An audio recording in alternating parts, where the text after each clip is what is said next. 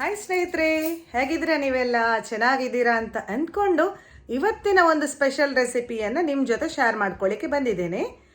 ಹಲಸಿನ ಹಣ್ಣಿನ ಸೀಸನ್ಸ್. ಹಲಸಿನ ಹಣ್ಣಿನಿಂದ ರುಚಿಕರವಾದ ಬೆಲ್ಲದ ಶೀರವನ್ನು ಮಾಡುವ ತುಂಬಾ ರುಚಿಯಾಗಿರ್ತದೆ ಹಾಗೂ ಆರೋಗ್ಯಕ್ಕೂ ಒಳ್ಳೆಯದು ಥರ ಹೊಸ ರೆಸಿಪಿ ಅಂತಲೇ ಹೇಳ್ಬೋದು. ಬನ್ನಿ ಈ ಶೀರವನ್ನು ಹೇಗೆ ಮಾಡೋದು ಅಂತ ನೋಡ್ಕೊಂಡು ಬರೋಣ. ಮೊದಲಿಗೆ ಬಿಸಿಯಾದ ಪ್ಯಾನಿಗೆ 5 ಟೇಬಲ್ ಸ್ಪೂನಷ್ಟು ತುಪ್ಪವನ್ನು ಹಾಕಿ ಸ್ವಲ್ಪ ಗೋಡಂಬಿಯನ್ನು ಹಾಕ್ಕೊಂಡು ಹುರ್ಕೊಳ್ಳುವ. ಅದನ್ನು ಹುರಿದ ನಂತರ ತೆಗೆದಿಟ್ಟು ಅಂದರೆ ಒಂದು ಬೌಲಿಗೆ ಟ್ರಾನ್ಸ್ಫರ್ ಮಾಡಿಕೊಂಡು ಅದೇ ಪ್ಯಾನಿಗೆ ನಾನು 1 ಮುಷ್ಟಿಯಷ್ಟು ಒಣ ದ್ರಾಕ್ಷಿಯನ್ನು ಹಾಕ್ಕೊಂಡು ಹುರ್ಕೊಳ್ತಾ ಇದ್ದೇನೆ. ಅದು ಚೆನ್ನಾಗಿ ಹುರಿದ ನಂತರ ಅದನ್ನು ಸ್ವಲ್ಪ ತೆಗೆದಿಟ್ಕೊಂಡು ಅದೇ ಪ್ಯಾನಿಗೆ ತುಪ್ಪ ಇದ್ದ ಹಾಗೆ 1 ಗ್ಲಾಸ್ನಷ್ಟು ಬಾಂಬೆ ರವವನ್ನು ಹಾಕ್ಕೊಂಡು ಘಮ ಘಮ ಅನ್ನುವವರೆಗೆ ಹುರ್ಕೊಳ್ಬೇಕು.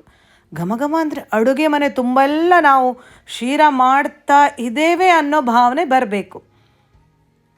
ಸರಿಯಾಗಿ ಹುರಿದ ನಂತರ 2 ಗ್ಲಾಸ್ನಷ್ಟು ನೀರು, ಅಂದರೆ 1 ಗ್ಲಾಸ್ನಷ್ಟು ರವೆ ಹಾಕಿದರೆ 2 ಗ್ಲಾಸ್ನಷ್ಟು ನೀರನ್ನು ಹಾಕ್ಕೊಳ್ಳುವ. ನಂತರ ಅರ್ಧ ಬೌಲ್ನಷ್ಟು ಗ್ರೈಂಡ್ ಮಾಡಿಟ್ಟಂತಹ ಹಲಸಿನ ಹಣ್ಣಿನ ಪೇಸ್ಟ್, ಹಾಗೆ ಹಲಸಿನ ಹಣ್ಣನ್ನು ಮಿಕ್ಸಿಗೆ ಹಾಕ್ಕೊಂಡು ರುಬ್ಕೊಂಡಂಥದ್ದು. ಈ ರೆಸಿಪಿ ಹೇಗಂದರೆ ನೀವು ಮನೆಯಲ್ಲಿ ಮಾತ್ರ ಅಲ್ಲ, ರಸ್ತೆಯವರು ಕೇಳಬೇಕು, ಏನು ಇವತ್ತು ಸ್ಪೆಷಲ್ ಮಾಡ್ತಾ ಇದ್ದೀರಾ, ಅಷ್ಟು ಚೆನ್ನಾಗಿ ಘಮ ಘಮ ಅಂತದೆ ಸ್ನೇಹಿತರೆ. 3/4 ಬೌಲ್ನಷ್ಟು ಬೆಲ್ಲವನ್ನು ಹಾಕ್ಕೊಂಡೆ. ಹಲಸಿನ ಹಣ್ಣು ಸಿಹಿ ಇದೆ ಅಂತಾದರೆ ಬೆಲ್ಲವನ್ನು ನೋಡ್ಕೊಂಡು ಹಾಕ್ಕೊಳ್ಳಿ, ಸಕ್ಕರೆಗಿಂತ ಬೆಲ್ಲ ಒಳ್ಳೆಯ ರುಚಿಯನ್ನು ಕೊಡ್ತದೆ.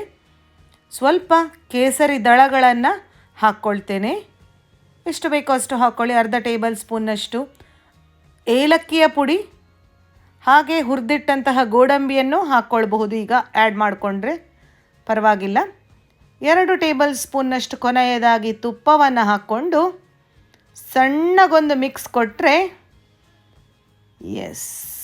ಘಮ ಘಮಿಸುವ ಹಲಸಿನ ಹಣ್ಣಿನ ಸ್ಪೆಷಲ್ ಆ್ಯಂಡ್ ಯುನೀಕ್ ಆಗಿರುವ